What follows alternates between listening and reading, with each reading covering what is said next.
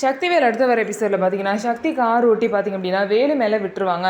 இதனால் வேலுவோட கையில் அடிபட்டு ரத்தம் வந்திருக்கும். அப்போ பார்த்திங்க அப்படின்னா அந்த இடத்துக்கு ரம்யா வந்து பார்த்திங்க அப்படின்னா வேலுவை வந்து ஹாஸ்பிட்டல் கூட்டிகிட்டு போய் வீட்டுக்கு கூட்டிகிட்டு போயிருப்பாங்க.